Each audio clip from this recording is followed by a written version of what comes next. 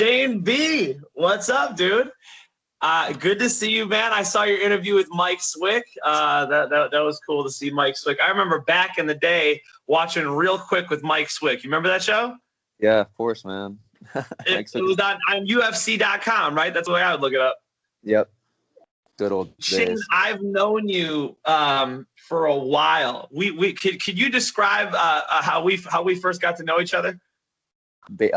MySpace MMA forum when I was, I think, in 8th or maybe even 7th grade. 7th or 8th grade. Remember MySpace was around. Yeah, and that's how I met you. Pretty funny. That was over 15 years ago. It's crazy. How crazy is that? I was just telling my buddy, he was like, how long was that ago? 10 years ago? I was like, dude, we were kids, man. You were a fan way back in the day, Shane, like way before a lot of these fighters in the UFC probably even, I don't know, heard of the UFC or were, training. What type of advantage does that give you being a fan for I don't know, 20 years? That's a good question. I think it does give me a big advantage. Especially being where I'm at now. All the guys that I'm fighting, I'm such a big fan of the sport that I've known these guys for so long. I'm fighting Edson Barboza, for example, and I've been watching Barboza fight since I was in high school, and I feel like I know everything there is to know about him, really. So I feel like it's a huge advantage. Just I don't have to study or break down my opponents too much because I already seen most of their fights.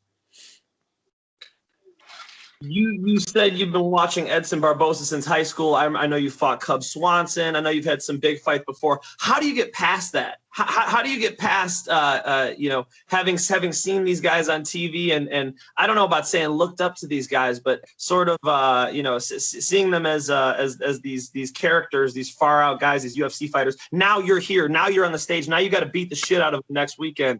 How does that all factor through?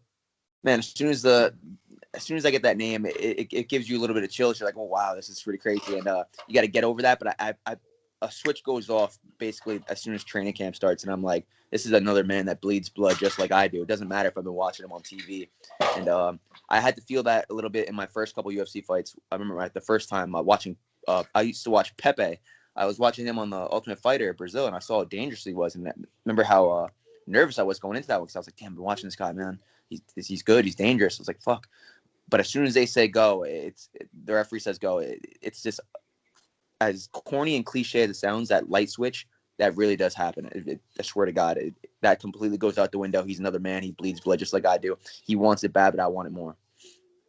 I believe that. I believe that you want it more. I see it when you fight. Every single fight you put on, it's your determination to win. You're more hungry than these guys. You're younger. You're just, I don't know. You got more to prove, man. Hey, I have to give you a big congrats on the new baby, brother. Congratulations. How's that type of motivation? How's that little kick in the ass during training? I don't need any more motivation because I'm such a freaking, I want to win at everything. But to say that it doesn't add motivation would be a lie. Like, there's a lot of time away I'm sacrificing right now. And there's not much I can really do to help when it comes to being a dad. My wife takes a lot of the weight off my shoulders, but it gives me a lot of motivation to make it worth it for not just myself, but for them. I want to get this win, not for me. I want to get this win for them.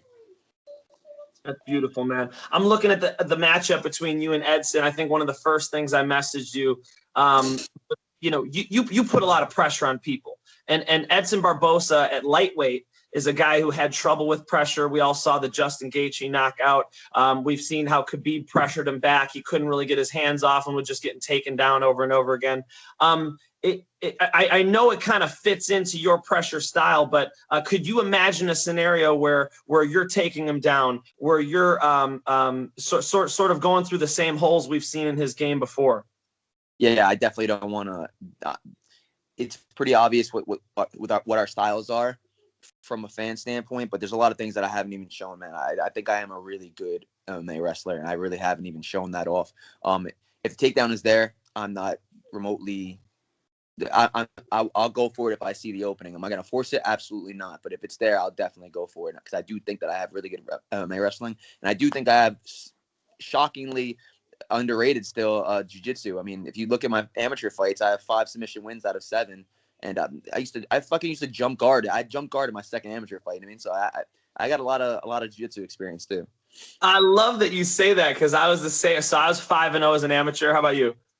I was 7-0 and 1 no contest.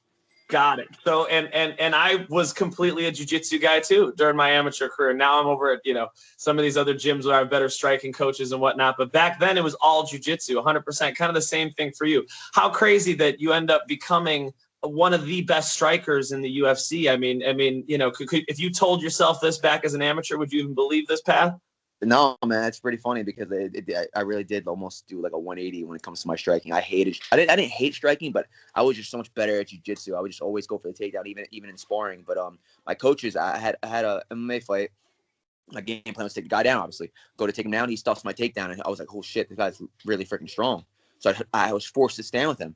I started standing with him. I started landing shots, and I was like, this feels pretty good. And that fight actually ended up in the no contest. We rematched, and then I was like, you know what, fuck it, I'm not taking him down. I ended up standing with him, and I TKO'd him in the second round. So I was like, I can fucking strike, man. There we go. I can strike. And my coach do 2 back-to-back Muay Thai fights, and the first one, I knocked the guy out in 90 seconds. I was like, oh shit. I was like, this feels nice because the submission feels good, but man, a knockout. There's nothing better than a knockout. 100%. I know you'll be looking for a knockout on Saturday. I know you've heard this, I'm sure. You're Michael Chandler's favorite fighter. First off, what do you think about being Michael Chandler's favorite fighter? And what do you think about watching Michael Chandler fights? Man, that's honestly an honor. As corny as that might sound, that means a lot coming from somebody that I look up to a lot. Because Michael Chandler, he's probably not just my favorite fighter, but my favorite athlete right now because his mindset. I said this before, but the way this guy talks and the way he thinks, and he should be a motivational speaker. He really should, because every time he talks, I got to stop and I got to listen. I got to make sure I check out his podcast. I got to make sure I'm listening to what this guy's saying because the dude just thinks on a whole different level. I'm a huge fan of his mindset. And not to mention, he's a fucking badass. And I think him versus Oliveira is a phenomenal fight, but I definitely got to go with my boy Michael Chandler in that one. It is a phenomenal fight, man. We've seen Edson Barboza in that UFC lightweight division for so long. Now he's down by you. You're a big featherweight. How do you think you match up size wise? You the same size as Edson? Yeah, I think we're the same size. I think a lot of people are going to be surprised. I think he has a little bit more muscle definition. I think the dude's ripped 24/7, 365. Always ripped. But when it comes to actual muscle mass and to the weight, I think we're going to be about the same size.